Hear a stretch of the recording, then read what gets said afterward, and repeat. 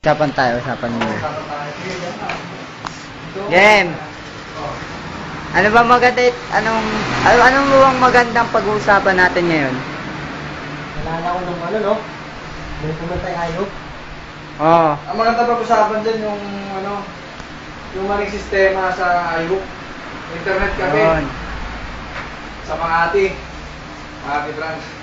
Ito, mga tao sa YouTube ito tandaan nyo, ang ayok, internet cafe dyan sa Makati, hindi maganda ang pamamalakad dyan. Lalo na ang supervisor na si Mrs. Mary Grace Tingasan. Tama yun. Benta. Ang asawang Paidor. Nagpunta kami doon. Ito lang mga nagpunta kami doon November 16, 2009. Wala kaming napala. Sa maugali eh. Ikaw. Ganap. Game. Punta kami doon. Tapos, Sila lang yung mga nagkampihan. At sila yung mali eh. Kampihan sila no? Tama? hindi dapat ganun. Tingnan mo ang supervisor nila. Ang nagpapatas sa mga tauhan niya ng naging boyfriend dahil bawal sa kumpanya niya. Pero siya mismo, siya mismo pamilyado na at doon sa kumpanya niya, siya ba supervisor, siya ba gumagawa ng gano'n? Maling-mali ang ginagawa niya eh. Ngayon, makukuha na ng 2% namin. Dahil sa kagaguhan niya. Magpasarap ka lang dyan kasama yung boyfriend mong mahaba-haba. Wow, baba, ang haba. At magpasalamat kayo dahil ako, iba natin rin ngayon. Tama ngayon. Tama ngayon. Pasok. Pinapulis pa tayo. Ano masasabi mo? Asawa, pinapulis. Makatanungan eh. Kami yung tama, binaliktad kami. Tama. Maling-mali nga, tama yun. Asan yung hostisya, di ba? Asan? Wala na. Yung hostisya, nasa bulsa nila. Pera. Inabot dun sa taxi driver. Hindi ko nakita ng kasama ko. Sige ka, Michael. Bakit kaya may mga ganun? Sila lumabas na complainant. Tama, hindi, palagay mo, dapat kami ang complainant eh.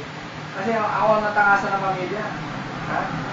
Yung anak ko, ngayon, hindi ko pa rin nakikita. Mahaba na po ko, wala pa rin yung anak ko. Nako, Oh. pangit yung ganun. Hindi dapat ginagawa yung ganun. Madamot, magpapasko na. December 3 na, 30 na ako. Get, nasan ka? Nandun doon, sa boyfriend mo, magpapasarap pa yung dalawa. Boyfriend mo computer technician? Walang kwenta. Pamilya ko yun. Magsuntukan kami dalawa para malaman natin kung sino panalo, ikaw ang penyo. Hindi ka matatakot sa akin, hindi ka napapaniling pagka sa'yo ka napunta. Yun. Kung ginawa ko yun, di sana nung pumunta kami, tinimbok ka na namin. Pero bakit hindi? Kahit mahal kita, hindi mo nakikita eh. Nakikita mo na yung sarili ka gusto mo, corrupt ka kasi. Mayaman ka kasi, hindi ka sanay sa hirap. Yan ang problema dito sa bansa na to. Masyadong demokrasya. Mukhang pera ang mga tao. Lalo yung mga mayayaman. Sinuro mga nanay. Di ba tayo pwede magkapantay-pantay na lang? Diba? Mga guys, na yan. Ikaw, ano masasabi mo? Sabi ko, Dahil, kagaya sa tingnan mo yung upa nyo ron. Di ba? Kinukulit kayo, wala kayong pera. Oh. kita nyo, walang-wala na kami, pero pinipilit pa rin kami. Ano bibigyan namin? Basura. Wala. Hagisan ng basura. Kung nangungulit. Walang walang welfare. Walang welfare. Public service. Wala. Hindi mo kasi bigyan yung na may-ari ng bahay nila. Mayaman din yun eh. Gaya ng asawa ko. Sakin din sa pera eh. Tingnan mo. Pinupos sila magbayad, buwan-buwan. Hindi man lang sila eh. Sige, huwag mo na magbayad ng ganito. Hindi ko pa kaya. Utangin niyo muna. Walang ganun eh. Sobrang demokrasya. Masama ang sobra. Sa Mga kapatid, birador ng bayan. Ayun. Yo, birador ng bayan, pare. Ha? Masama ang maging Yun, sakim. may activist kami rito. Kita mo pula yung mga suit mo. Ganun mo yung camera, pakita mo yung suit mo. Para makita na yung... Eh, pula rin yan, oh. Pula rin yan, Hindi, ikaw. oh. Hindi siya. Pula rin yan, Ikaw, oh. yung camera pa natin. Ay, Sa camera. ako pala yun, oh. Ako yun. Yan, para makita. Oh, tignan nyo, ako yun, oh. Ikaw naman Oh. yung interviewin ko. Ano masasabi mo, kapatid na William?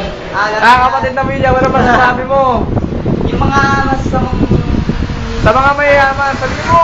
Yung mga mayaman, dapat ano yun, binibita yun. Kasi mga mahirap na tao, ginagawa pa ng gusto.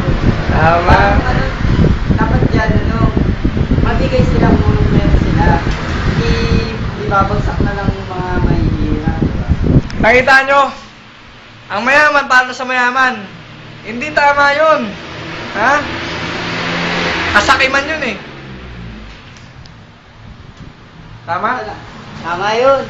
Dapat sa mga ano eh, mayayaman, ano, tumulong sa mga mahihirap. Kasi yung mga mayayaman na yan, umaangat ng umangat, mahihirap, ano, nahihirapang umangat dahil sa kahirapan nga sa panahon. Ito ang kapatid na William. Na William, ano masasabi mo sa mga taong mo ang pera? Sakim. Sakim. Kagaya na nangyari sa kapatid mo, ha? Kung kuya mo, iniwanan.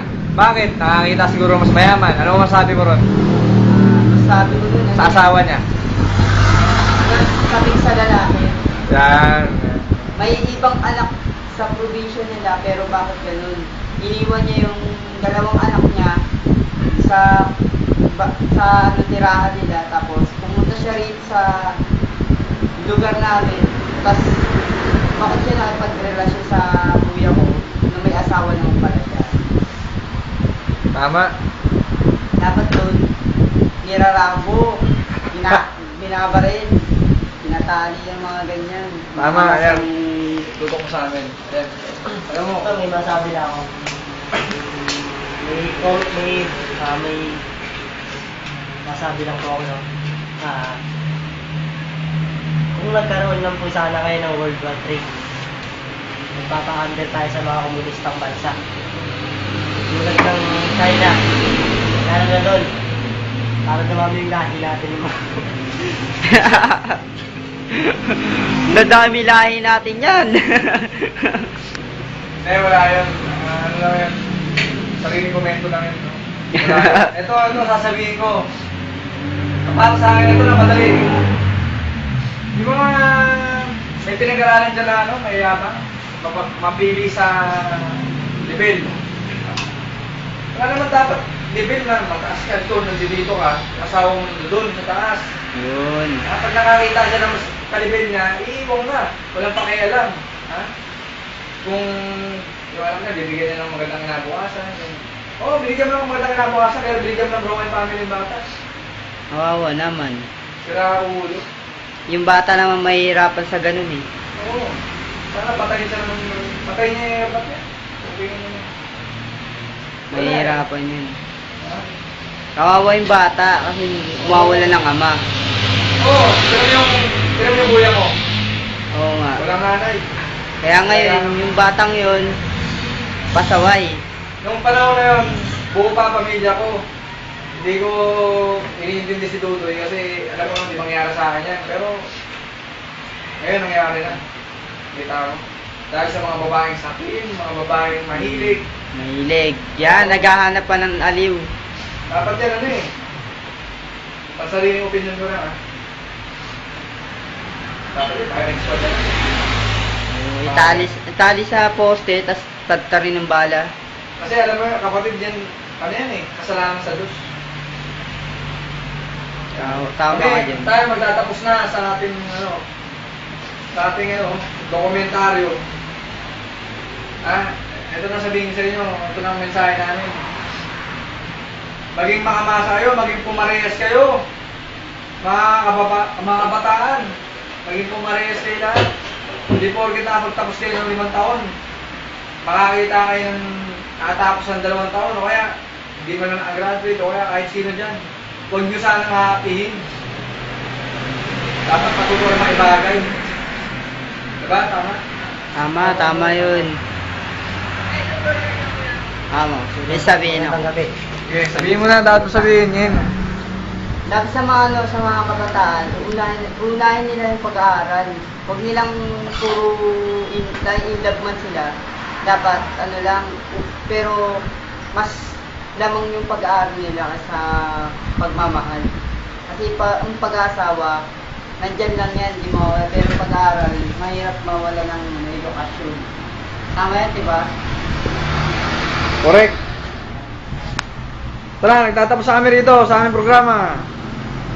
Tirador ng bayan! Movement! Woo!